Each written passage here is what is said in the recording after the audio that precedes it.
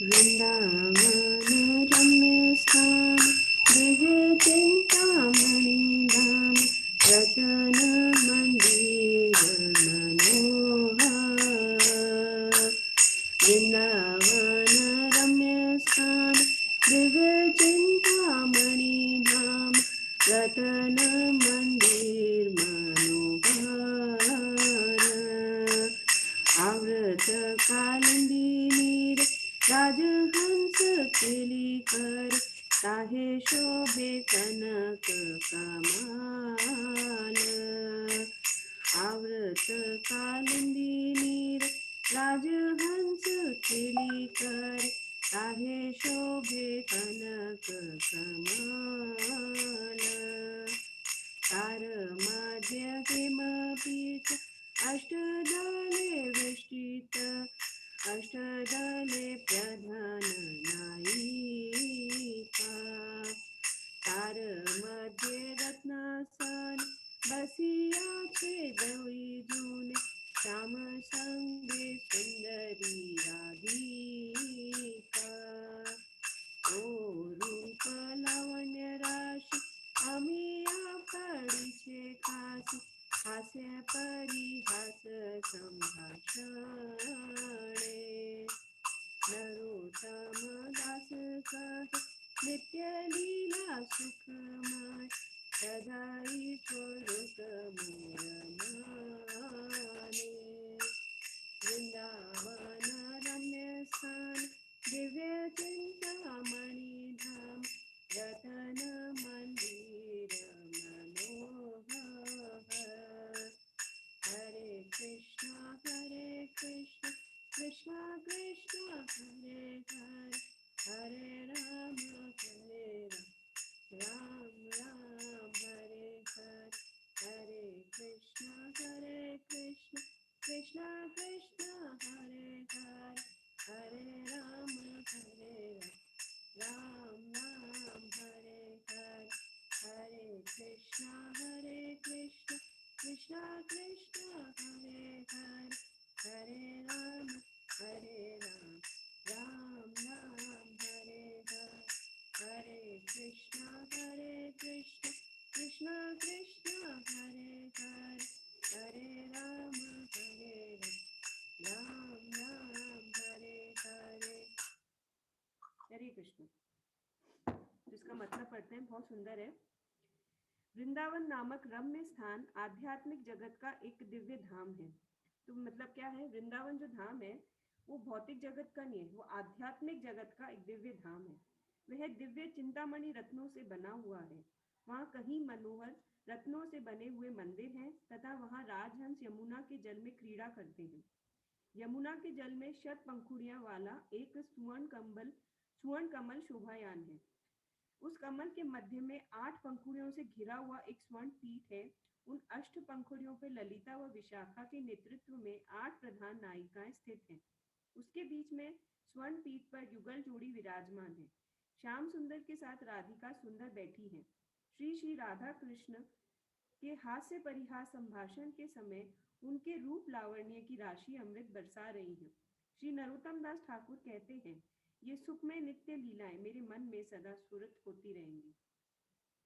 तो बहुत सुंदर है। इसमें वृंदावन के बारे में बताया गया है कि एक्चुअली जो लोग समझते हैं कि वृंदावन इस जगत का है, तो इसमें साफ नरोत्तम दास ठाकुर बोल रहे हैं कि वृंदावन इस भौतिक जगत का नहीं है, वो आध्यात्मिक जगत का है। और उसमें वे जो है उसमें चिंतामणि रत्न है, ये सब है, पर वो क्या है, हम लोग उसे नहीं समझ सकते। और इसे सब कौन समझ सकता है, जिसने इसको फील किया है। तो ये जो बड़े बड़े आचार्य हैं, ये नरोत्तम दास ठाकुर अपने भाव इसमें प्रकट करें। नरोत्तम दास ठाकुर की जय। तो आज हम क्या पढ़ेंगे? कोई बता सकता है हम क्या पढ़ने वाले हैं आज? कौन सा श्लोक लेने वाले हैं? कौन बताएगा? हाँ माता जी, किरण माता जी बताइए। 11 है ना? ठीक है, थैंक यू। चलो सबको ध्यान है। गुड, ठीक है। तो हम क्या पढ़ रहे हैं? कर्म योग। अब हम पढ़ रहे हैं, इसमें भगवान बता रहे हैं कि आप अपने कर्म कांडी जो कार्यक्रम है उसको योग में कैसे बदल सकते हैं, वो हमें भगवान इस वाले अध्याय में, इस वाले पाठ में बता रहे हैं। तो हम 11वां श्लोक पढ़ना स्टार्ट करते हैं। देवान् भावयतानेन्ते देवा भावयन्तु वः परस्परं भावयन्तः श्रेय परमाप्स्यथ।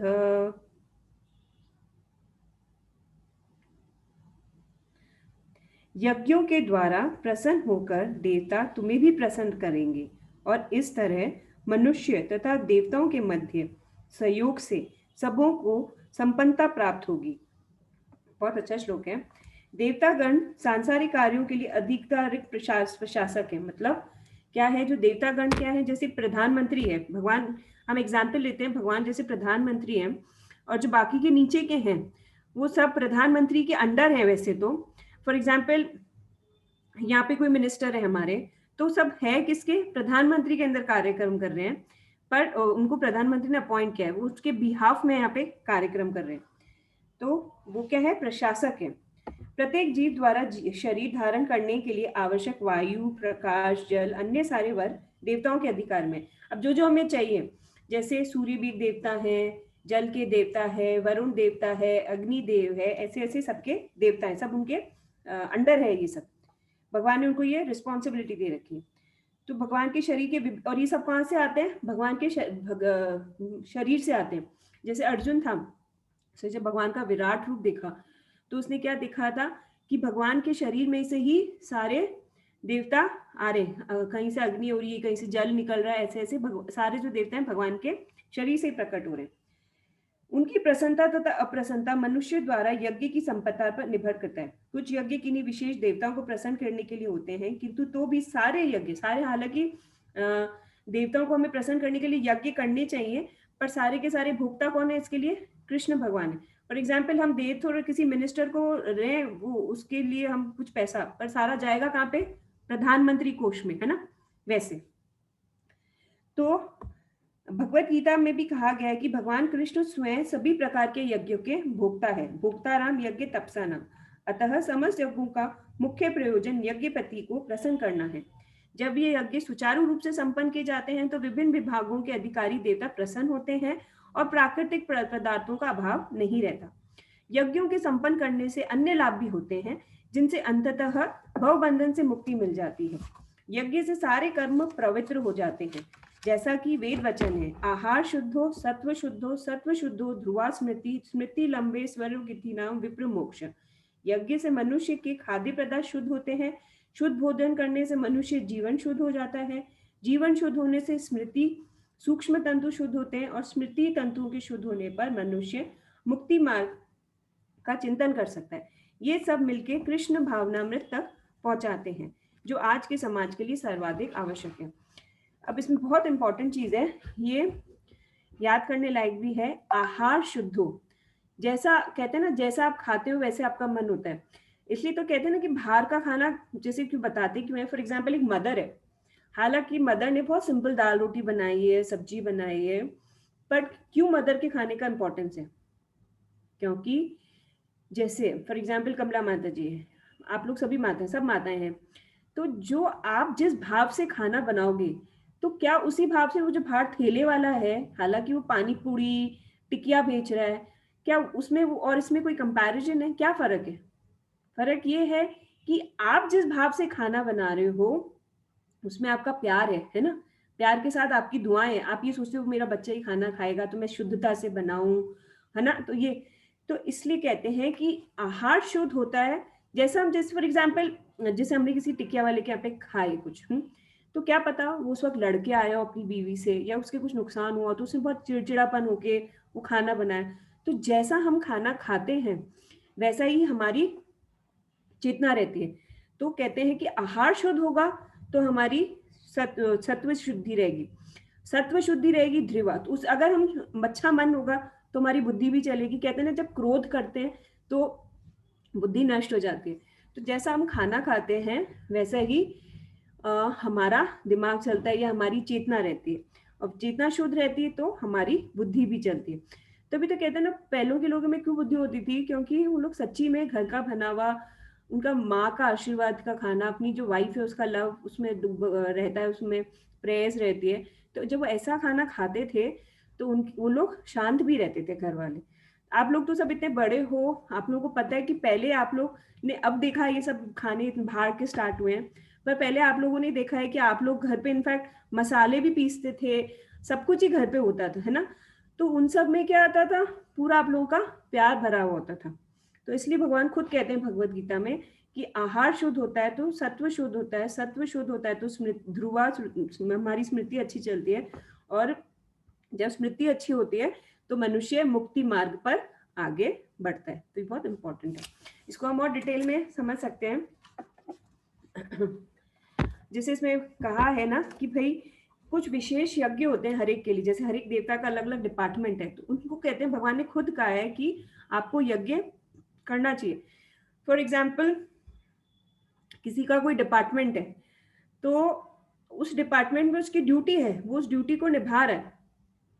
पर जो अब यहाँ पे भगवान देखो दो चीज है, देवताओं को पूजने के लिए बोल भी रहे हैं, पर एक तरह से बोल रहे हैं कि उनका आपको उनको रिस्पेक्ट करना है। पर फॉर एग्जाम्पल कोई मिनिस्टर है, उसके वहां पे जो रुपए जा रहा है वो जाएगा एट द होल कहाँ पे, प्रधानमंत्री के कोष में। तो भगवान बोल रहे हैं कि मनुष्य के बीच में और देवताओं के बीच में उनको मैंने वो डिपार्टमेंट दे रखा है, तो आप उनका रिस्पेक्ट करोगे, आप उनको करोगे तो वो भी आपको बदले में देंगे। तो आप जब दोनों एक दूसरे का समन्वय रहेगा तो आपकी, फॉर एग्जाम्पल पृथ्वी मैया है, पेड़, हर एक के देवता है ना, जल के देवता हैं, सबके हैं। तो फॉर एग्जाम्पल पृथ्वी है, अगर हम बहुत ही खोदते जाएंगे उन्हें कष्ट देंगे तो ऑफकोर्स है अर्थक्वेक आएंगे, उसकी अधिदात्री है। आप हम पेड़ों को काटे जा रहे हैं तो कहाँ से ऊष्मा होगी, तो जल का है, तो कभी कभी इसलिए वो फ्लड्स आते हैं। पहले के आप लोगों ने देखा होगा, पहले इतना ये सब नहीं आता था, अभी ये सब ज्यादा बढ़ रहा है, क्योंकि हम लोग जो उनके देवता है, जिसके डिपार्टमेंट है, उनको हम रिस्पेक्ट नहीं देके उनको, तो भगवान ये बोल रहे हैं कि आप देवताओं में और मनुष्य में जब अच्छे से समन्वय रहेगा, अच्छा से वो भी एक दूसरे को, आप भी उनको रिस्पेक्ट करो, वो भी जो मैंने उनको डिपार्टमेंट दे रखा है उसको वो भी पूरत करें, तो लाइफ सबकी अच्छी चलेगी। और आप एक दूसरे, कहते हैं ना, आप एक दूसरे से आप मिलके रहते हैं तो भगवान भी खुश रहते हैं, और तो वो भी आपको कष्ट नहीं देंगे। पर आप किसी चीज को नुकसान को पहुंचाओगे तो अंत में जाके जो देवता होते हैं वो भी आप पे रुष्ट होंगे। बट अब एक चीज समझने की है कि भगवान ने हालांकि देवताओं को दे रखा है डिपार्टमेंट, बट हमें देवताओं को पूछना चाहिए, रिस्पेक्ट करना चाहिए, बट ये भाव से नहीं कि वो ही सबके करता है। एंड ऑफ द डे करता कौन है, भगवान कृष्ण है, विष्णु भगवान है ना। ठीक है, तो भगवान बोल रहे हैं कि, और दूसरी चीज अब यहाँ पे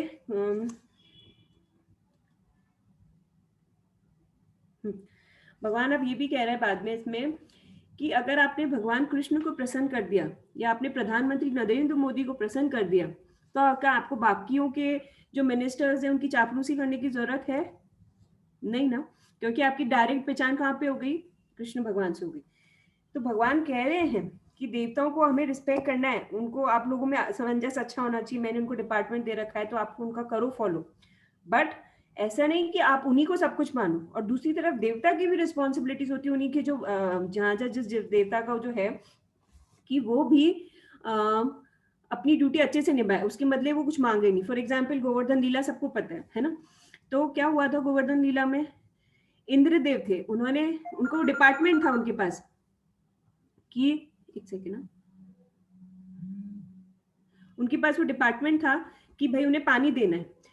पर जब कृष्ण भगवान ने कहा कि भाई आपको हाल फिलहाल गोवर्धन दे रहा है सब कुछ, तो आप इनकी पूजा करो, और गोवर्धन भी कौन है, भगवान के भक्ति है ना।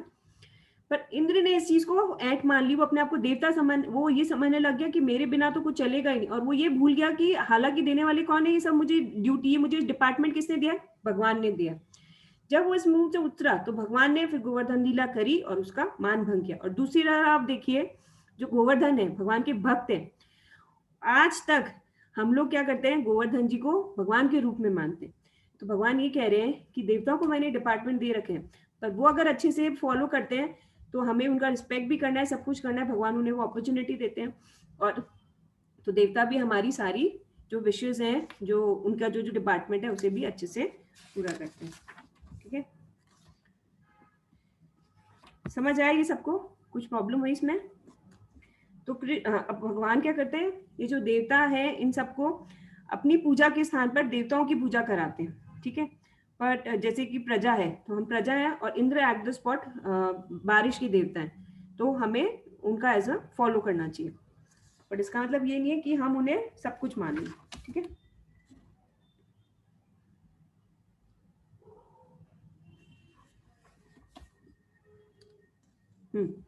अब इसमें एक एग्जाम्पल और भी आ सकता है। श्री कृष्ण के द्वारा निर्धारित समय पर विशेष प्रकार के फूल और फल उत्पन्न करते हैं। श्री कृष्ण की आज्ञा से देखो सारी जो वनस्पतियां हैं, सब जो देवता है उन्हीं के ऑर्डर पे सब कुछ होता है। जो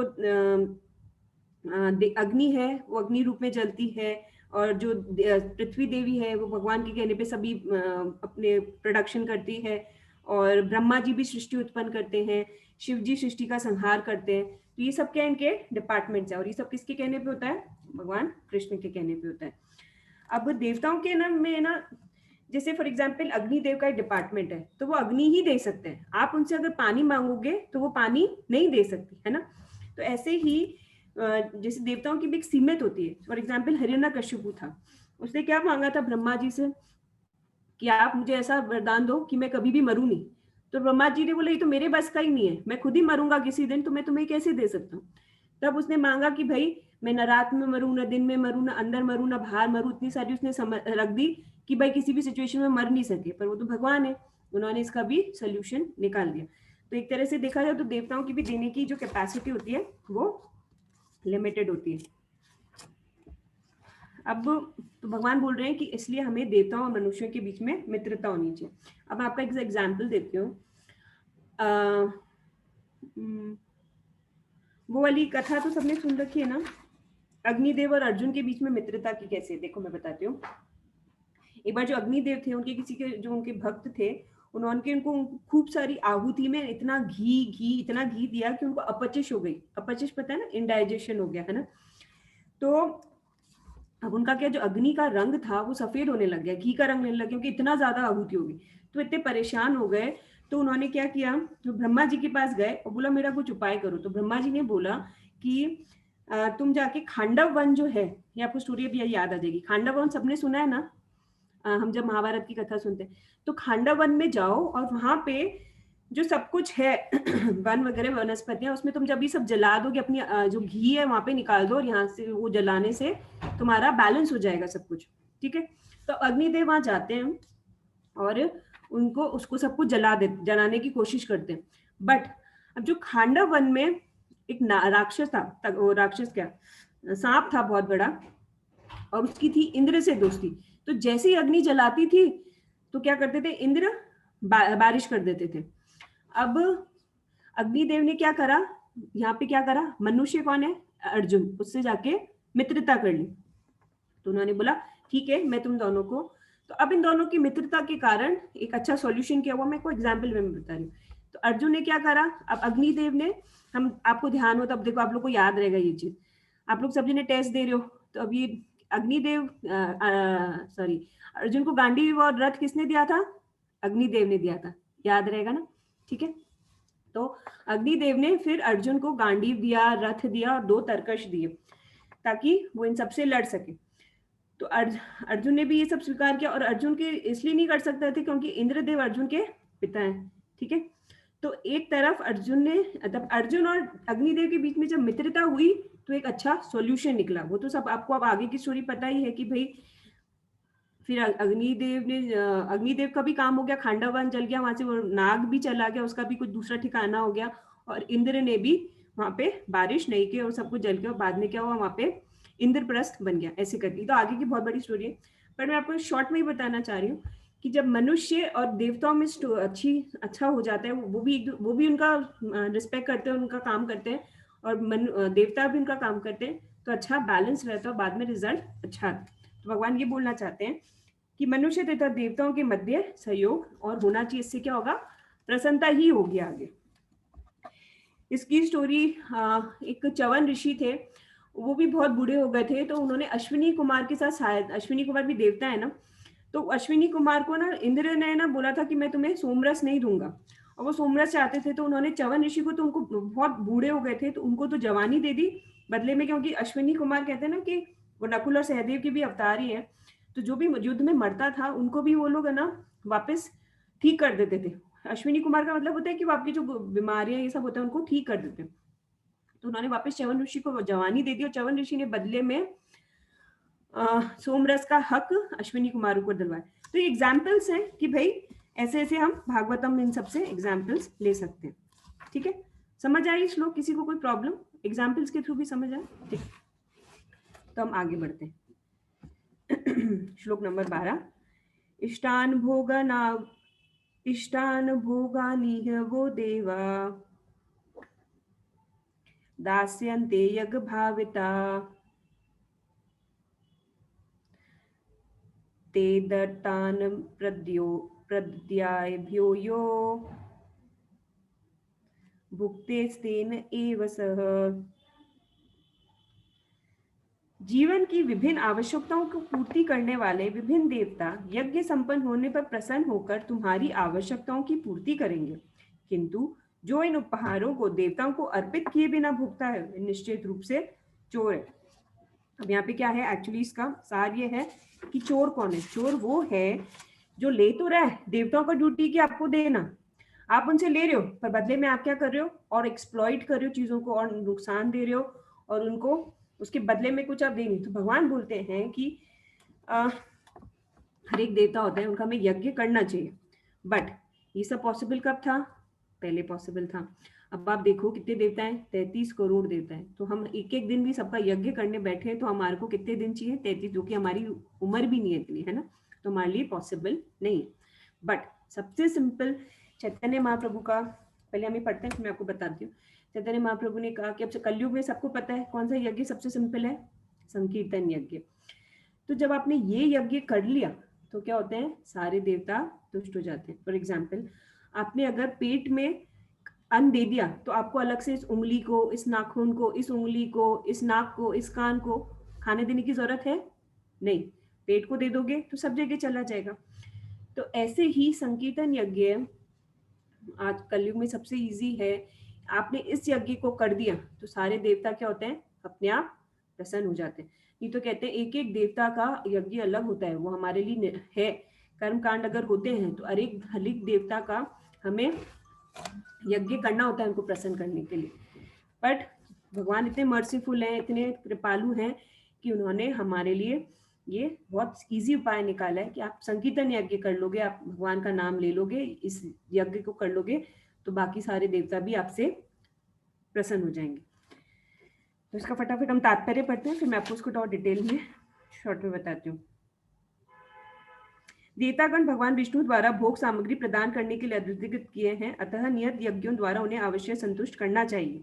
वेदों में विभिन्न देवताओं के लिए भिन्न भिन्न प्रकार के यज्ञों की संस्तुति है, किंतु वे सब अंततः भगवान को अर्पित किए जाते हैं। किंतु जो है नहीं समझ सकता कि भगवान क्या है, उसके लिए देव यज्ञ का विधान है। अब यहाँ पे बट कोई नवीन नहीं समझना चाहता है कि नहीं भाई हम क्यों माने सिर्फ कृष्ण को ही, हम क्यों दें सब कुछ, संकीर्तन यज्ञ क्यों करें, हम तो अलग अलग करेंगे। तो फिर भगवान ने बोला है जो ये सब नहीं मानना चाहता तो अंत में उसके लिए देव यज्ञ कि भाई ठीक है हर देवता का अब यज्ञ करो। अनुष्ठाकर्ता के भौतिक गुणों के अनुसार वेदों के विभिन्न प्रकार के यज्ञों का विधान है। विभिन्न देवताओं की पूजा भी उसी आधार पर अर्थात गुणों के अनुसार की जाती। उदाहरणतः मांसाहारियों की देवी काली की पूजा करने के लिए कहा जाता है, जो भौतिक प्रगति की घोर उपाय और देवी के समक्ष पशु बलि का आदेश है। किंतु जो सत्वगुणी है उनके लिए विष्णु की दिव्य पूजा बताई जाती है। अंततः समस्त यज्ञों का ध्येय उत्तरातर दिव्य पद प्राप्त करना है। सामान्य व्यक्तियों के लिए कम से कम 5 यज्ञ आवश्यक है, जिन्हें पंच महायज्ञ कहते हैं। किंतु मनुष्य को जानना चाहिए कि जीवन की सारी आवश्यकताएं भगवान के दिव्य प्रतिनिधियों के द्वारा ही पूरी की जाती है, कोई कुछ बना नहीं सकता।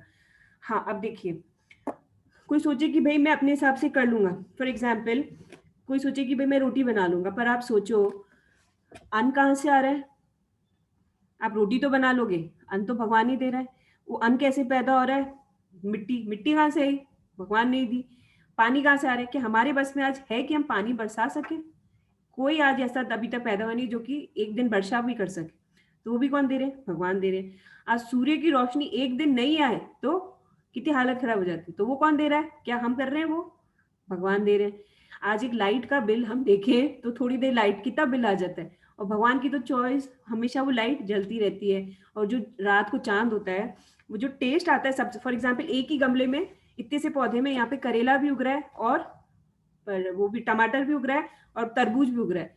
बट करेले में कड़वापन है, तरबूज में मीठापन है, रस है। तो ये सब कौन कर रहा है? क्या हम कर रहे हैं? कौन कर रहा है? भगवान। तो ये चांद जो होता है, ये सभी सब्जियों में अकॉर्डिंगली, सब पत्तियों में, सब में अकॉर्डिंगली उनके अकॉर्डिंग रस भेजता है।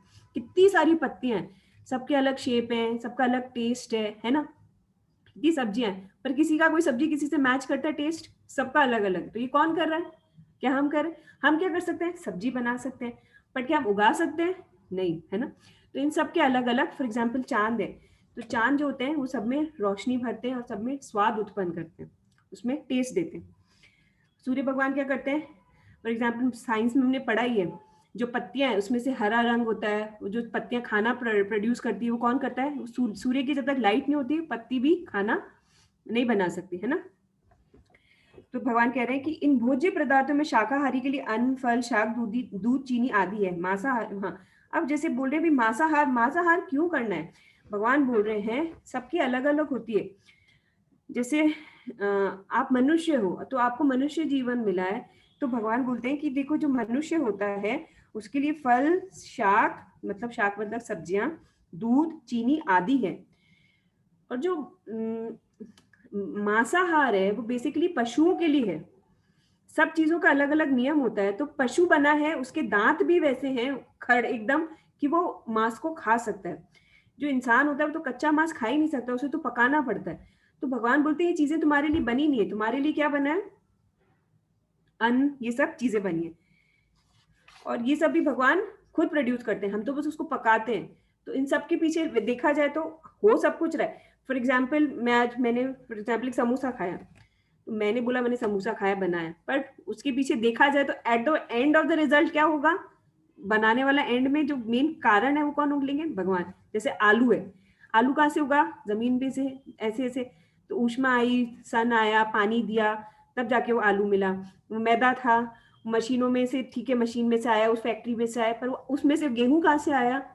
वो जमीन में से आया। वो किसने उगा के दिया? भगवान। तो एंड ऑफ द डे जो सब कुछ है, पर उसके पीछे रीजन कौन है? भगवान है। तो भगवान ही सर्व कारुणम कारणा है, ठीक है।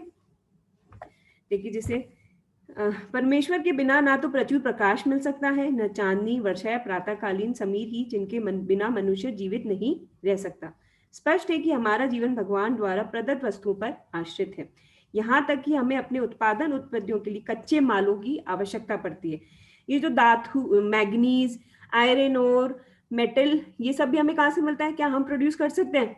पहाड़ों में से, समुद्रों में से, इधर से ही हमें लाना पड़ता है। तो हम, भगवान ये बोलना चाहते हैं कि हम इतरा रहे हैं अपने आप को कि ये मैंने प्रोड्यूस किया, पर एंड ऑफ द देखा जाए तो मेन सोर्स कहाँ से आ रहा है? हमें सब कुछ भगवान ही कर रहे हैं, हम उनके बिना कुछ भी नहीं कर सकते हैं। तो यज्ञ संपन्न करने से मानव जीवन का यह लक्ष्य प्राप्त होता है। यदि हम जीवन उद्देश्य को भूलकर भगवान के प्रतिनिधियों से अपनी इंद्रिय तृप्ति के लिए वस्तु लेते रहेंगे और इस संसार में अधिक फंसते जाएंगे, जो सृष्टि का उद्देश्य नहीं है, तो निश्चय ही हम चोर हैं। तो इसलिए चोर क्यों हैं हम? क्योंकि हम उनसे ले तो रहे, पर इसके बदले में हमसे भोगे जा रहे, उसके बदले में हम कुछ भी नहीं कर रहे। फिर भगवान बोलते हैं कि और इस तरह प्रकृति के नियमों द्वारा फिर दंडित तो होंगे। इसीलिए देखो इतना सुनामी, अर्थक्वेक, कभी फ्लड्स आ रहे हैं, कभी बिना मौसम की बारिशें आ रही है। तो ये सब क्यों हो रहा है? क्योंकि हम लोग जो देवता है, जिसका जो प्रॉपर है, उसको हम रिस्पेक्ट नहीं कर रहे, सिर्फ अपनी इंद्रिय तृप्ति के लिए उनसे लिए जा रहे हैं, लिए जा रहे हैं, और वापस में बदले हम कुछ भी नहीं कर रहे। तो चोरों का समाज कभी सुखी नहीं रह सकता, क्योंकि उनका कोई जीवन लक्ष्य नहीं होता। भौतिकवादी चोरों को कभी भी जीवन लक्ष्य नहीं होता है, उन्हें तो केवल इंद्रिय तृप्ति की चिंता रहती है। वे नहीं जानते कि यज्ञ किस प्रकार किया जाए। किंतु चैतन्य महाप्रभु ने यज्ञ संपन्न करने की सरलतम विधि का प्रवर्तन किया है। ये है संकीर्तन यज्ञ, जो संसार के किसी भी व्यक्ति द्वारा, जो कृष्ण भावनामृत के सिद्धांतों का अंगीकार करता है, संपन्न किया जा सकता है। अब वही कह रही हूँ ना, अब हम इतना पढ़ते हैं, अरे अब क्या करें, पर भगवान ने इतना सिंपल कर दिया कि जो भी आप कर रहे हो वो क्या करो, मुझे अर्पित करो। अब फॉर एग्जाम्पल एक बच्चा है, आप सभी, अब हम सब माता पिता हैं, हालांकि बच्चा, आप ही उसे खाना बना के दे रहे हो, आप ही सब कुछ ला के दे रहे हो। फॉर एग्जाम्पल शारदा माची जी, अब आपकी पोती है या आपका पोता है, आपने कुछ बनाया, हालांकि बनाया आपने, पर वो अपनी थाली में से फॉर एग्जाम्पल चॉकलेट, उसने आपने उसको चॉकलेट दिलाई, पर उसे वो चॉकलेट ला के आपको दी, तो क्या आपको अच्छा नहीं लगेगा? बहुत अच्छा लगेगा, है ना? तो भगवान बोलते हैं कि मैंने तुम्हें सब कुछ दिया है, पर हम वही चीज वापस, कि भाई देने वाला तो वो है, घर का एक तरह से सदस्य वही, अगर हम उन्हें माने कि भाई वही चीज हम खुद बना रहे हैं, खा रहे हैं, अगर हम वो भगवान को भोग लगा देते हैं, तो वो चीज में भगवान और क्या कर देते हैं, शुद्धता बढ़ देते हैं, उसमें और स्वाद बढ़ जाता है। प्रसाद की बहुत महिमा है, बहुत महिमा है। ये आपको पता ही होगी सब स्टोरी, जो दुर्गा देवी है भगवान शिव जी की, तो उन्हों वो माँ है हमारी, तो उन्होंने जब शिव जी ने प्रसाद खा के भगवान का उतना नाचने लगे, नारद मुनि जो भगवान का प्रसाद खा के जो इतना सा उंगली पे था शिव जी के, वो खा के नाचने लगे, तो जगन्नाथपुरी में आप जाओगे तो मंगला बाट है, मंगला देवी है, हाँ क्या नाम है, विमला देवी, तो वो स्वयं दुर्गा देवी है, तो वो माँ, अब दुर्गा देवी क्या है, इस दुर्ग की, मतलब ये जो संसार है भौतिक जगत, इसकी दुर्ग की वो रक्षा करने वाली है, इसको प्रकट करने वाली, उनको इसलिए दुर्गा देवी कहते हैं। तो उन्होंने बोला कि भगवान आपका प्रसाद, मैं जब तक, मतलब आपने प्रसाद उनको तो दे दिया, मेरे को वो प्रसाद नहीं मिल पाया, तो जगन्नाथ जी बोलते हैं कि मेरा प्रसाद सबसे पहले जगन्नाथपुरी में, अभी भी आप जाएंगे, इतने सालों पुरानी रीति है, अभी भी जगन्नाथपुरी में भगवान को जब प्रसाद का भोग मतलब भोग लग जाता है, उसके बाद वो पहला प्रसाद पता है कहाँ जाता है, विमला देवी के यहाँ पे जाता है। तो विमला देवी ने बोला कि आपका प्रसाद खा के सब ऐसे झूम रहे कर रहे हैं, तो मैं मेरे बच्चों के लिए, एक माँ ही होती, देखिए एक माँ होती है, वो कहीं पे भी जाती है तो छोटी से छोटी चीजें भी सोचती है कि मेरे बच्चे को पसंद है, तो मैं कहीं से वो छोटी सी लेके आ जाती है। एक बाप ऐसे नहीं कर सकता, पर एक माँ की हृदय होता है कि वो कहीं जाती है तो सोचती है मेरे बेटे को ये पसंद है या मेरी बेटी को वो पसंद है, कुछ खा रही होगी तो या तो थोड़ा बचा के लाएगी, या कुछ ऐसा सोचेगी प्रसाद भी होगा कि थोड़ा बच्चे को दे दूं। तो ये का हृदय दुर्गा माँ का, तो उनका हृदय था कि मैं अकेले वो प्रसाद नहीं खाना चाहती, मेरे बच्चों को भी आप दीजिए। तो इसलिए कहते हैं सबसे पहले जगन्नाथपुरी में भोग लगने के बाद वो विमला देवी को प्रसाद जाता है, और वो फिर वो प्रसाद आनंद बाजार में जाता है सब भक्तों के लिए। तो ये प्रसाद की यहाँ पे महिमा है कि जो भी अगर हम भगवान कहते हैं कि आप जो भी खाओ वो मुझे भोग लगाओ, तो मैं, क्या वो भगवान फिर क्या खाते हैं उसमें से? नहीं खाते ना। भगवान क्या खाते हैं उसमें से? हमारा भाव खाते हैं कि हम कितना चाहते हैं, हम क्या सच्ची में चाहते हैं कि वो भगवान खाएं क्या? तो भगवान क्या खाते हैं उसमें से? हमारा भाव खाते हैं, और उसको और शुद्ध कर देते हैं। तो आप देखिए अभी प्रभुपाद ने क्या किया था, जब बाहर गए थे तो उन्होंने क्या पैसे दिए थे उन लोगों को। आज आप देखिए इस्कॉन में लोग फ्री में काम कर रहे हैं, क्यों? सिर्फ प्रसाद की महिमा। प्रभुपाद ने सिर्फ गोले, गोले क्या थे? वो रसगुल्ले। तो प्रभुपाद ने कहते, कई लोगों को आप सुनेंगे तो वो लोग सिर्फ प्रसाद के कारण इस्कॉन में जुड़े थे। तो क्या प्रसाद के ऐसे ही है, सिर्फ वो खाना ही है? नहीं, जब भगवान का उसमें प्यार मिल जाता है, भगवान जब दृष्टि डाल देते हैं तो वो प्योर हो जाता है, वो हमारी चेतना को भी शुद्ध कर देता है। तो इसलिए कहते हैं कि हमें हर चीज भगवान को भोग लगा के खानी चाहिए। और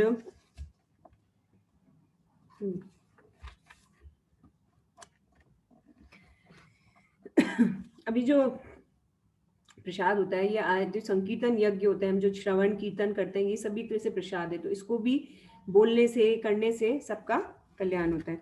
तो श्री कृष्ण की शरण लेने से व्यक्ति देवताओं के रण से मुक्त हो जाता है। तो वैसे देखा जाए, हम सूर्य से भी इतनी अग्नि ले रहे हैं, पानी, जल, हवा, इन सबके, वरुण देव सबके देव हैं। तो देखा जाए तो हम इनसे कुछ ले रहे हैं। फॉर एग्जाम्पल मैंने, सीमा माता जी, आपसे कुछ लिया, फॉर एग्जाम्पल मैंने आपसे 100 रुपए लिए, तो मैं अगर आपको नहीं दे रही हूँ तो मैं आपकी ऋणी नहीं होंगी, कहते हैं वो मुझे चुकाना पड़ेगा। तो ऐसे ही हम हर देवता से रोज कुछ ना कुछ ले रहे हैं, हर चीज के देवता हैं, तो हम देखा जाए तो उन सबके ऋणी है। पर भगवान ने भगवत गीता में इतना, श्रीमद् भागवतम में कहा था कि श्री कृष्ण की शरण लेने से व्यक्ति देवताओं के ऋण से मुक्त हो जाता है। कितनी बड़ी बात है, इतना सिंपल कर दिया भगवान ने। हम देखा जाए तो इतने सारे देवताओं के ऋणी, हमने उनसे पता नहीं कितने जन्मों से हम क्या क्या ले रहे हैं, कितने कितने ऋणी है हम लोग। बट भगवान कृष्ण की शरण लेने से हम सभी देवताओं का ऋण चुका देते हैं। ये भी भगवान ने हमारी कितना शरण बना दिया। भगवान ने एंड में कहा, मन मना भग भक्तो मध्याजी माम नमस्कुरु, मतलब आप मुझे प्रणाम करो, मुझे नमस्कार हो, तो आप सारे ये जो ऋण है, सारे जो दोष है, पाप है, इनसे आप मुक्त हो जाओगे। इतना तो ये कौन कर सकता है हमारे लिए? भगवान ही कर सकते हैं।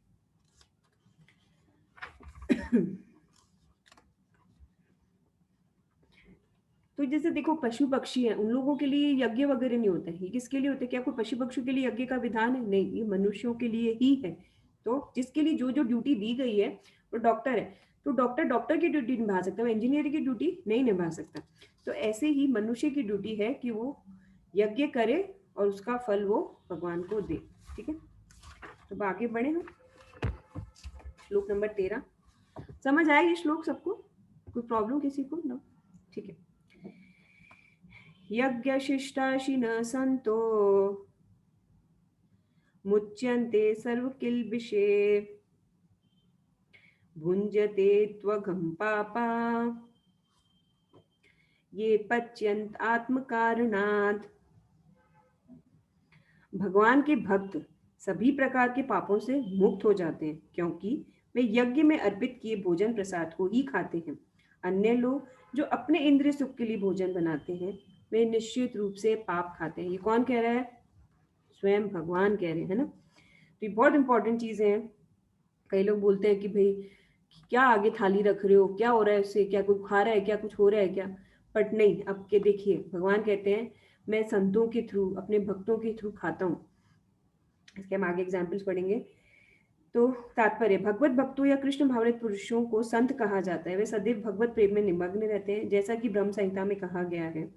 संतगण श्री भगवान गोविंद समस्त आनंद के दाता है, मुकुंद कृष्ण मुक्ति के दाता कृष्ण सबों के आकृष्ट करने वाले पुरुष के प्रगाढ़ प्रेम में मग्न रहने के कारण कोई भी वस्तु परम पुरुष को अर्पित किए बिना ग्रहण नहीं करते। फलतः ऐसे भक्त पृथक पृथक भक्ति साधनों के द्वारा यथा श्रवण कीर्तन स्मरण अर्चन आदि के द्वारा यज्ञ करते रहते हैं। जो हमेशा भगवान के में रहते हैं, वो इसके द्वारा, ये चार चीजों के द्वारा हमेशा भगवान का यज्ञ करते रहते हैं, जिससे वे संसार की संपूर्ण पापमय संगति से, कलमश से दूर हो जाते हैं। अन्य लोग जो अपने या इंद्रिय तृप्ति के लिए भोजन, इनफैक्ट कहते हैं, फॉर एग्जाम्पल आप कह रहे हो भाई मैं तो गरीबों को भोजन करा रहा हूँ, दैट्स गुड, आप कराइए, बट अगर आप भगवान को भोग लगाए बिना भी अगर आप कर रहे हो तो वो भी एक तरह से पाप है। तो कहते हैं कि जो भी चीज हमें, तभी तो कहते हैं ना, पर कुछ कर भी रहे हैं तो आप छोटा सा प्रसाद है उसमें मिक्स कर दीजिए, तो वो भी, उसका भी अगले का कल्याण होगा, उसकी भी चेतना शुद्ध होगी।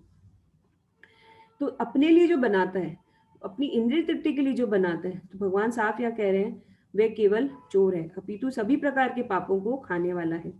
जो व्यक्ति चोर तथा पापी दोनों हो, भला वह किस तरह सुखी रह सकता है? ये संभव नहीं है। अतः सभी प्रकार से सुखी रहने के लिए मनुष्य को पूर्ण कृष्ण भावनामृत में संकीर्तन यज्ञ करने की सरल विधि बताई जानी चाहिए, अन्यथा संसार में शांति या सुख नहीं हो सकता। तो भगवान यहाँ पे कह रहे हैं कि मुझे क्या करो, आप सब चीजों का भोग लगाओ।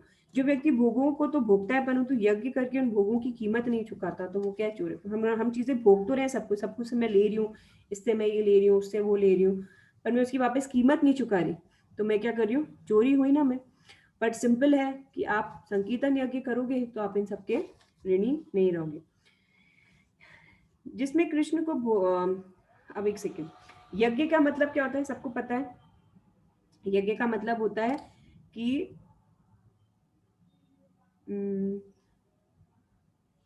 यज्ञ मतलब भगवान ने क्या कहा, मुझे सब कुछ आप अर्पित करो, है ना। भगवान को हम यज्ञ भी कहते हैं, है ना, भगवान का एक नाम यज्ञ भी है। और शिष्ट मतलब होता है बचा हुआ, तो जो आपने भगवान को अर्पित किया वो उसका बचा हुआ। तो देखिए ये है ना, यज्ञ शिष्टाशिन संतो, है ना, फर्स्ट वर्ड। तो यज्ञ शिष्टाशिन का मतलब है कि आपने जो भगवान को अर्पित किया उसका बचा हुआ। तो भगवान बोलते हैं जो इसको खाता है, वो भगवान ये आदेश दे रहे हैं। यहाँ पे देखो दो चीजें बता रहे हैं। एक तो वो बता रहे हैं, बोल रहे हैं कि यज्ञ शिष्ट मतलब कि जो यज्ञ जो आपने करा उसमें आप बचा हुआ आप ले रहे हो, तो वो यज्ञ शिष्ट हो गया। और एक तरह से भगवान आदेश भी दे रहे हैं कि जो मैंने भोजन खाया है उसे तुम खाओ। ठीक है, अब आता है एकादशी। एकादशी पे भी कहते हैं, फॉर एग्जाम्पल जिन्हें कई कहते हैं जगन्नाथपुरी में या कहीं पे भी कई लोग होते हैं जो बोलते हैं कि भाई एकादशी को आप अन्न खा सकते हो, पर भगवान कहते हैं कि चैतन्य महाप्रभु ने भी कहा है कि चाहे वो भगवान का प्रसाद ही क्यों नहीं हो, पर एकादशी पे आपको अन्न नहीं ग्रहण करना चाहिए। क्यों? क्योंकि उस दिन अन्न में पाप है। तो कोई कहता है ठीक है चावल मत खाओ, नहीं, अन्न मतलब अन्न। अन्न में आपको, हम सबको पता है, अन्न में गेहूं भी आ गया, चावल भी आ गया, दालें सभी आ गई। तो अन्न मतलब उस दिन अन्न में सब पाप बसता है, तो हमें उस दिन अन्न नहीं खाना चाहिए। बहुत सी चीजें हैं, मैं तो कह रही हूँ बच्चों भी घर में आप उनको भी ट्राई करिए कि आप उनको अन्न नहीं दीजिए उस दिन पाप बसता है उसमें। तो और भी बहुत सी है हमारे पास ऑप्शन, तो हमें ऐसा नहीं करना चाहिए। तो खैर ये एकादशी के बारे में हुआ। तो भगवान यह कह रहे हैं कि अर्थात हाँ, भगवान बोले यज्ञ शस्त्रासन संतो। संतो मतलब भगवान बोलते हैं कि मैं किसके थ्रू खाता हूँ, मेरे भक्तों के थ्रू खाता हूँ, है ना। अगर हम किसी भक्त को भोजन कराते हैं तो कहते हैं भगवान उसे खाते हैं। यज्ञ शिष्टासन संतो अर्थात संत गण यज्ञ अर्थात श्री कृष्ण का अवशिष्ट खाते हैं। अब वो जैसे थे मुरारी गुप्त, मैं आपको चैतन्य लीला में बताती हूँ। मुरारी गुप्त एक्चुअली चैतन्य लीला में हनुमान जी थे, ठीक है। अलग अलग अवतार होते हैं, जैसे लक्ष्मण जी चैतन्य लीला में नित्यानंद प्रभु हैं, बलराम जी हैं। तो वैसे ही मुरारी गुप्त जो हनुमान जी के अवतार हैं वो चैतन्य लीला में मुरारी गुप्त हैं। तो वो बैठे बैठे भगवान को भोग लगा रहे थे, ऐसे कि भाई उनको दिखा कि भगवान आए नहीं, तो वो अपने घी के भरे हुए जो चावल थे उन्हें ऐसे खा रहे थे। भगवान खाओ, भगवान खाओ। तो भगवान ने, उनको लग रहा था कि मैं भेज रहा हूँ। फिर थोड़े टाइम बाद चैतन्य महाप्रभु उनके पास आए और बोले मुझे अपचेश हो गई है, मतलब इंडाइजेशन हो गया। बोला क्यों? बोले तुमने इतने सारे घी वाले चावल मुझे खिलाते गए खिलाते गए खिलाते गए। तो इस तरह से ये शो हो रहा है कि भगवान जो हम उनको मन से खिलाते हैं तो वो खाते हैं। अब अभी अपने रघुनंदन दास ठाकुर की भी स्टोरी सुनी होगी, मीराबाई की भी सुनी होगी, कि बचपन में उनके पिता ने बोला कि भैया आप भगवान को खाना खिला देना, मैं आ रहा हूँ। अब भगवान, तो उनको लगा, तो बच्चे थे तो उनको लगा खा नहीं रहे। अब बोले भगवान खाओ खाओ, नहीं तो पापा डांटेंगे, मेरे को खेलने जाना है, आप खाओ फटाफट। भगवान क्या कर लेते हैं, वो लड्डू को खा लेते हैं। ऐसी मीराबाई भी थी, उन्होंने भगवान को बोला अब इतने पतले हो जाओगे, चुपचाप से दूध पी लो। मेरे दादा ने बोला कि वो काम बीमार हो रहे, मेरे को पिलाना है आपको दूध। तो भगवान क्या करते हैं, सच्ची में पीते हैं, खाते हैं। तो क्या कहते हैं, खाने, भगवान को खिलाने वाला चाहिए। खाते तो है वो, हमें हमारा भाव कैसा है, क्या है, वो खिलाने वाला चाहिए। तो ऐसे ऐसे बहुत से एग्जाम्पल्स हैं जिसमें हमें पता पड़ता है कि भगवान खाते हैं। तो भगवान भक्तों के थ्रू खाते हैं। भगवान कैसे खाते हैं, अपने ऊँटों में उनकी जो अलौकिक सुगंध होती है, फिर जो प्रसाद होता है उसमें प्रसाद क्यों हो जाता है वो, क्योंकि भगवान अपने जो नरम नरम होठ होते हैं उनका जो, उसमें जो उनकी खुशबू होती है, जो उनका टेस्ट होता है वो उसमें मिल जाता है, तो वो हमारे लिए और वरदान बन जाता है।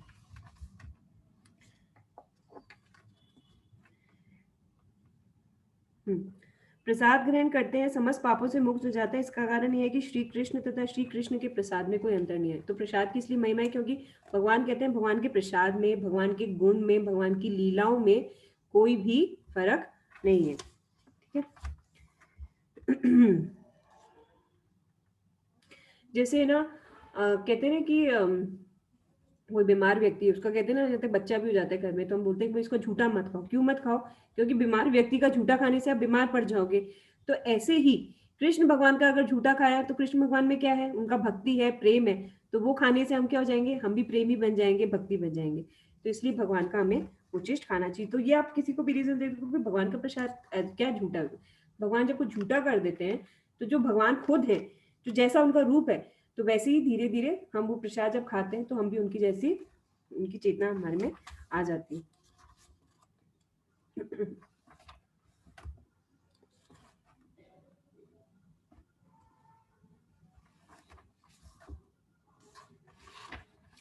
ठीक है, इस श्लोक में यही था।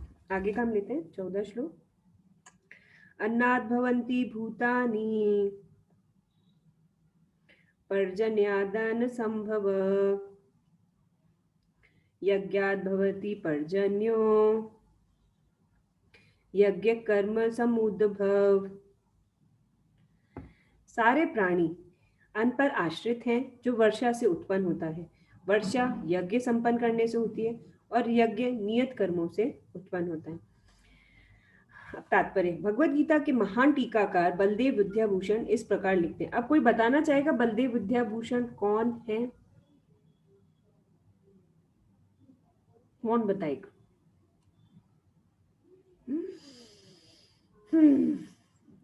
अरे देखो, आप ये जब भगवत गीता खोलते हो तो यहाँ पे फर्स्ट पेज जब आप खोलते हो तो प्रभुपाद ने क्या लिखा है समर्पण दिख रहा है सबको? समर्पण वेदांत दर्शन पर अति अद्भुत गोविंद भाष्य के प्रणेता श्री बलदेव विद्याभूषण। तो ये है बलदेव विद्याभूषण। अब बलदेव विद्याभूषण कौन थे? गोविंद देव जी तो सब पता है सबको, जयपुर में। उन्होंने स्वयं जो बोला, देखो यहाँ लिखा हुआ है गोविंद भाष्य, गोविंद देव जी ने भाष्य बोला और बलदेव विद्याभूषण जी ने लिखा। तो बलदेव विद्याभूषण जी बहुत बड़े संत थे, महान टीकाकार हैं। तो गोविंद देव जी ने, मतलब जैसे ना हर संप्रदाय का कुछ ना कुछ ग्रंथ होता है, तो उस टाइम पे वैष्णव संप्रदाय का उस टाइम उस वक्त एट द स्पॉट कुछ रिटर्न कुछ नहीं था, तो उन सबने चैलेंज किया कि भाई ये संप्रदाय नहीं है। तो बलदेव विद्याभूषण जी बहुत भगवान गोविंद देव जी के आगे बोले और रोए, तो मतलब उनके आगे प्रार्थना करी। तो गोविंद जी ने बोला कि तुम चिंता मत करो, मैं तुम्हें जो बोलूंगा वो मैं डिक्टेट करूंगा, तुम लिखना। तो स्वयं गोविंद देव जी ने ये बोला और बलदेव विद्याभूषण जी से ने सारा लिखा। तो वैष्णव संप्रदाय का जो भी टीकाकरण है सब कुछ है वो बलदेव विद्याभूषण जी ने करा। तो अब कहते हैं भगवत गीता के महान टीकाकार श्री बलदेव विद्याभूषण इस प्रकार लिखते हैं। ये संस्कृत में पढ़ के हम पढ़ते हैं। परमेश्वर जो यज्ञ पुरुष अथवा समस्त यज्ञों के भोक्ता कहलाते हैं, सभी देवताओं के स्वामी हैं, और जिस प्रकार शरीर के अंग पूरी शरीर की सेवा करता है, उसी तरह सारे देवता उनकी सेवा करते हैं। समझ आना सबको? पर कि सभी देवताओं के स्वामी हैं, जिस प्रकार शरीर के अंग पूरे शरीर की सेवा करते हैं। फॉर एग्जाम्पल हाथ है, तो अब मैं इसे खाऊंगी तो वो अपने आप सब जगह पहुंच जाएगा, है ना। अलग से पेट को अपना पेट आगे बढ़ा के खाना लेने की जरूरत नहीं है। तो ऐसे ही सब देवता अलग अलग डिपार्टमेंट में है, और वो एक तरह से सब क्या करें, भगवान कृष्ण की सेवा में लगे हुए। इंद्र, चंद्र, वरुण जैसे देवता भगवान द्वारा नियुक्त अधिकारी हैं, जो सांसारिक कार्यों की देखरेख करते हैं। सारे वेद इन देवताओं को प्रसन्न करने के लिए यज्ञों को निर्देश देते हैं, जिससे वे अन्न उत्पादन के लिए प्रचुर वायु, प्रकाश, जल प्रदान करें। जब कृष्ण की पूजा की जाती है तो अनेक अंग स्वरूप देवताओं की भी स्वतः पूजा हो जाती है। ठीक है, आपने अगर भगवान कृष्ण को पूजा कर ली, पेट में आपने खाना डाल दिया, तो अपने आप वो हाथ को भी मिल जाएगा, पैर को भी मिल जाएगा, सब जगह मिल जाएगा। जब कृष्ण अतः देवताओं की अलग से पूजा करने की आवश्यकता नहीं होती। इसी हेतु कृष्ण भावना भावित भक्त सर्वप्रथम कृष्ण को भोजन अर्पित करते हैं, तब खाते हैं। यह ऐसी विधि है जिससे शरीर का आध्यात्मिक पोषण होता है। ऐसा करने से न केवल शरीर के विगत पाप में कर्म नष्ट होते हैं, अपितु शरीर प्रकृति के समस्त कल्मशों की भी निर्पात। अब मैं आपको इसमें ऐड ऑन करती हूँ। मैंने जो सुना था, कहते हैं कि आपने कृष्ण भगवान को भोजन तो अर्पित कर दिया, वो प्रसाद हो गया, बट यही प्रसाद आपने अपने जो आगे जैसे देवता होते हैं, वैष्णवगण होते हैं, जैसे शिव जी बहुत बड़े वैष्णव हैं, दुर्गा माँ बहुत बड़ी वैष्णवी हैं, हमारे जो गुरु आचार्य होते हैं, हम जब वही भोग, जैसे भगवान को भोग लगा दिया, हमने घंटी बजा दी कि भाई भगवान ने भोग लगा, हम उसी भोग को वहीं रहने देते हैं। और आगे जो हमारे वैष्णव होते हैं, आचार्य होते हैं, इनफैक्ट हमारे पितरगण भी होते हैं, उनको हम फिर बोलते हैं कि अब आप लोग भोग लगाइए। जब कहते हैं ना, और वैष्णव जब भोग लगा ले तो वो हमारे लिए और महाप्रसाद बन जाता है। तो इसलिए आप देखिएगा, उसको प्रसाद नहीं बोलते कई बार इस्कॉन में या कई जगह, जब वैष्णव भी उसे खाते, जब ऐसी प्रणीत जो संप्रदाय में ऐसे ही लगाते हैं कि भाई हम भगवान का प्रसाद तो प्रसाद है, पर जब उसे वैष्णव छू लेते हैं या वैष्णव उसे और झूठा कर लेते हैं तो वो महाप्रसाद बन जाता है। तो ये मैं आपको ऐड ऑन करना चाह रही थी। तो जैसे हम भोग लगाते हैं तो हमें फिर ये कहते हैं ना कि किसी के कहते हैं कोई पितर दोष होते हैं, कुछ होते हैं, आप वही भोग भगवान का प्रसाद उन पितरों को अर्पित कीजिए बाद में, तो आप लोगों के सारे पितर दोष जो दोष होते हैं, ये कहते हैं चले जाते हैं, क्योंकि उनको आप क्या दे रहे हो, उनकी आत्मा को आप भगवान का प्रसाद दे रहे हो। ठीक है। अतः देवताओं के, हाँ ठीक है, इसी हेतु कृष्ण भाव में भगवत भक्त सर्वप्रथम कृष्ण को भोजन अर्पित करते हैं, तब खाते हैं। ऐसी विधि से शरीर का आध्यात्मिक पोषण होता है। ऐसा करने से न केवल शरीर के विगत पाप में कर्मफल नष्ट होते हैं, अपितु शरीर प्रकृति के समस्त कल्मशों से भी निरापाद होते हैं। मतलब हमारी चेतना तो शुद्ध होती है, जो हमारे और भी अंदर विकार होते हैं, फॉर एग्जाम्पल हमें परेशान होते हैं, सैटिस्फाइड नहीं रहते हैं, गुस्सा आता है, कुछ आता है, तो वो भी धीरे धीरे हमारा कम होने लग जाता है। जब कोई छूत का रोग फैलता है तो इसके आक्रमण से बचने के लिए रोगाणुरोधी टीका लगाया जाता है। इसी प्रकार भगवान विष्णु को अर्पित करके ग्रहण किया जाने वाला भोजन हमें भौतिक संदूषण से निरापाद बनाता है। जो इस विधि का अभ्यस्त है वह भगवत भक्त कहलाता है। अतः कृष्ण भावनात्म व्यक्ति जो केवल कृष्ण को अर्पित किया गया भोजन करता है, वह उन समस्त विगत भौतिक दूषणों के फलों का सामना करने में समर्थ होता है जो आत्म साक्षात्कार के मार्ग में बाधक बनते हैं। इसके विपरीत जो ऐसा नहीं करता वह अपने पापपूर्ण कर्म को बढ़ाता रहता है, जिससे उसे सारे पाप फलों का भोगने के लिए अगला शरीर कुकरों सूकरों के समान मिलता है।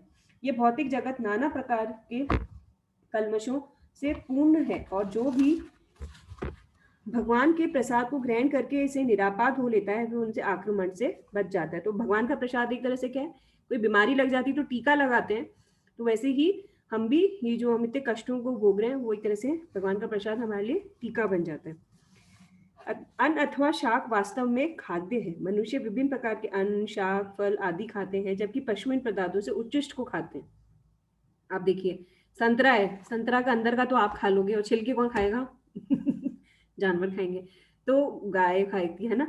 तो भगवान यही बोल रहे हैं कि जो उच्चिष्ट होता है वो पशुओं के लिए एक्चुअली, और जो असली में फल है, जो मैंगो है, उसका पल्प तो आप खा जाते हो, गुठलियां और छिलके कहाँ फेंकते हो? आप खाते हो नहीं ना। कौन खाता है? जानवर खाते हैं, है ना। या फिर हम खाद में डालते हैं, पेड़ पौधे खाते हैं। तो जो मनुष्य मांस खाने के अभ्यस्त है उन्हें भी शाक के उत्पादन पर, हाँ अब आप देखेंगे तो जो मांस भी खा रहे हैं, फॉर एग्जाम्पल आप मुर्गा खा रहे हो, तो मुर्गा भी देखा जाए तो इनडायरेक्टली क्या खा रहा है? वैसे ही थोड़ा ना बड़ा हो रहा है, वो भी घास फूस ये खाता है, उसी से बड़ा होता है। गाय को कोई कोई मांस खा रहा है तो गाय क्या कीड़े मकोड़े कुछ मतलब कुत्ते बिल्लियों को खाती है क्या? नहीं ना, वो भी घास यही सब खाती है। तो डायरेक्टली जो ये लोग जो खाते भी हैं वो भी इनडायरेक्ट, डायरेक्टली वो किसको खा रहे हैं? इनडायरेक्टली उसको ही खा रहे हैं, घास मतलब अन्न शाक सब्जियों को, ठीक है। अतएव हमें अंतगोत्वा खेतों के उत्पादन पर ही आश्रित रहना है, बड़ी बड़ी फैक्ट्रियों के उत्पादन पर नहीं। खेतों का यह उत्पादन आकाश से होने वाली प्रचुर वर्षा पर निर्भर रहता है। ऐसी वर्षा इंद्र, सूर्य, चंद्र आदि देवताओं के द्वारा नियंत्रित है। ये देवता भगवान के दास है। भगवान को यज्ञों के द्वारा संतुष्ट रखा जा सकता है, अतः जो इन यज्ञों को संपन्न नहीं करता उसे अभाव का सामना करना होगा। यही प्रकृति का नियम है। अतः भोजन के अभाव से बचने के लिए यज्ञ विशेष रूप से इस युग के लिए संस्तुत संकीर्तन यज्ञ संपन्न करना चाहिए। इसका एक एग्जाम्पल बहुत अच्छा है अभी का लेटेस्ट, प्रभुपाद जी का। प्रभुपाद जी एक बार हैदराबाद में गए थे। अब आपको सबको पता है बारिश कब आती है? जुलाई, अगस्त, सितंबर में। उस वक्त कहते हैं हैदराबाद में बारिश ही नहीं हुई थी, इतना सूखा पड़ा था। पर ये फैक्ट है, आप देख लीजिएगा, मैं आपको उसका एग्जाम्पल मैं आपको भेजूंगी। एक ईयर में, कौन सा ईयर था, शायद मेरे पास लिखा हुआ हो, तो उस ईयर में प्रभुपाद नवंबर में हैदराबाद गए थे, उन्होंने संकीर्तन यज्ञ किया और वहां पे कहते हैं जोरदार बारिश हुई थी। मैं बताती हूँ क्या था। हाँ, 10 भगवान की पूजा नहीं, कौन सा मंथ था,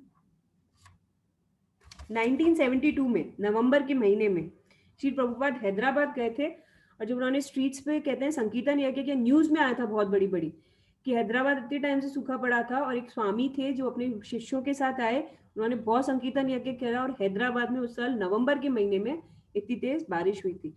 तो कहते हैं कि संकीर्तन यज्ञ से सारे देवता भी अपने आप प्रसन्न हो जाते हैं, ठीक है।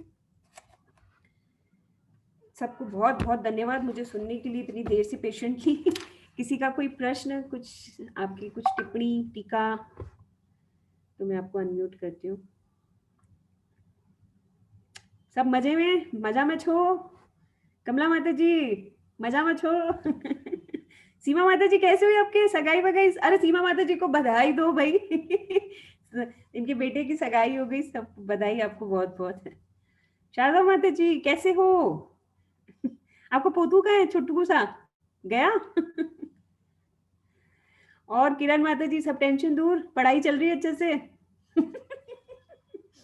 ठीक है। हरे कृष्णा।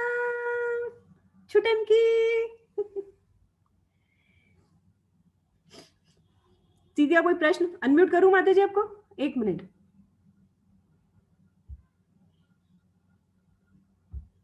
अनम्यूट करो, दबाओ बटन। अरे मैं कह रही हूँ सीमा माता जी को ना मिठाई खिलाए। हाँ सीमा माता जी मिठाई खिलाओ। गलत। है ना, बहुत बहुत बधाई इनको। अरे छुटन को आ गया, छुटकू। एक और 10 दूसरे भक्त आए हमारे। हरे कृष्णा।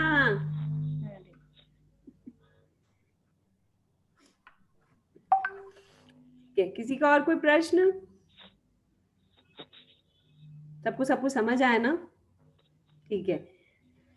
मैं शायद, हो सकता है ट्राई करूंगी, पर मैं शायद नेक्स्ट क्लास नहीं ले पाऊँ क्योंकि मेरी फ्रेंड आ रही है कैलकाटा से मेरे से मिलने स्पेशली। वो कृष्ण मतलब बहुत कृष्णा कॉन्शियसनेस हो रही है, तो वो सब सीखने करने स्पेशली इधर आ रही है। वो 2-3 दिन शायद रहेगी, संडे को आएगी। प्रभु जी भी नहीं है, मैं गए हुए हैं जगन्नाथपुरी। कोई हो पाया तो मैं अरेंज करवाऊंगी पक्के से। मैं उस दिन नहीं ले पाई तो मैं या तो फिर आगे के दिन में करूंगी ट्रांसफर, या तो मैं आप लोग को इन्फॉर्म कर दूंगी, है ना? ठीक है, चलिए, हरे कृष्णा। हरे कृष्ण।